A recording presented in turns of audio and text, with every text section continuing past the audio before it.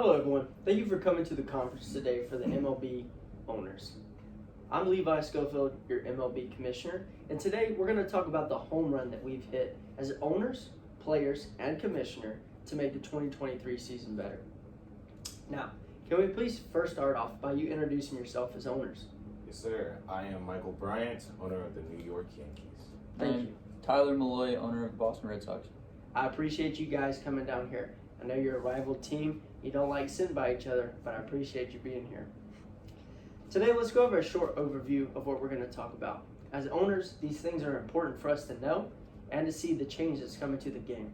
The first one being where the game started. I'll give you an insight in case you guys don't know where the Major League Baseball started. When we started keeping statistics and why that's important. Next, we'll talk about the decline that we've seen in our stadiums and in the game in the last few years. Next, we'll talk about what's going on in 2023 that has changed the game. And then lastly, we'll speak about the impact that it's made. So we start in 1876 in Cincinnati, Ohio. That's baseball's inception. Now, the Major League Baseball was not created then, but that's where the game has started and grew from there. In the early 1900s, we started keeping statistics. We can look at these statistics on baseballreference.com. These are important numbers to you as owners, as it kind of decides who you pick as players and who you want on your team, as well as what improvements you need to make. Baseballreference.com tells us stuff like runs, hits, on-base percentages, home runs, strikeouts. And then later in the 70s and 80s, we started keeping a time called game time. How long does a game take? Now, why is that important?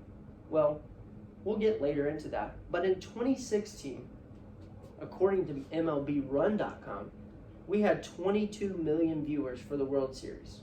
22 million. Last year in 2022, we've only seen a decrease, 11 million. That's half our viewership gone. That's half the attendance in the stands for you as owners. Now, what have we done for that decline? Well, the problem is the game's taken too long.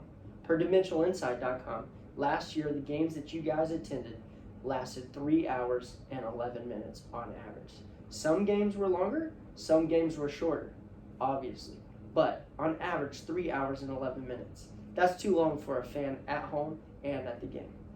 But this year, with our new rules, we've got the games down to 2 hours and 39 minutes and seen a 4% increase in the first month of baseball in viewership. Now, where does attendance come into play? Well, good thing you asked. This year, in the last 3 consecutive weekends per MLB.com, we've seen 1.5 million fans in the stands for 3 consecutive weekends. The last time we did this, 2015. So there's half our viewership. I can't wait to see the numbers at the end of the year. Now, what have we done this year to combat this problem? What we've done is we introduced the pitch clock. It's something that we said in the 2022 postseason we would introduce. And how did it work? Well, it goes like this. A batter with no runners on base has 15 seconds to receive a pitch, but he must be ready in the box by the 8-second mark. If he's not ready in the 8-second mark, the pitcher is awarded a strike. Now, vice versa, if the pitcher doesn't deliver the ball to the plate before the clock strikes 0, the batter is awarded a ball. There we have pitchers and hitters counts. It's important for these guys to get in the box now and play the game, or else they're going to be in a bad count. Next is what we see with runners on base.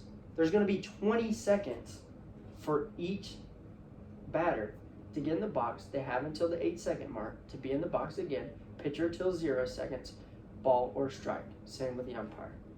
Now, how did this make a difference? Well, we've seen an increase in viewership, like I've already told you. That's great for you guys as owners. But the other thing that's been happening is we've seen an increase in those statistics. BaseballReference.com have told us that hits have gone up, bases on balls have gone up, strikeouts have gone down, home runs have gone up, and the greatest thing, the time of the game has gone down. And we've seen an increase in viewership. That is what you owners and I as a commissioner need for years to come to grow the game of baseball. CBS Sports put out an article last week that said the average run per game went up. Your fans wanted more action, that's what they're going to get. So, today we've talked about where baseball was, where it started, its inception, We've talked about statistics and why they're important to you guys, as well as me as a commissioner, because I need to grow the game.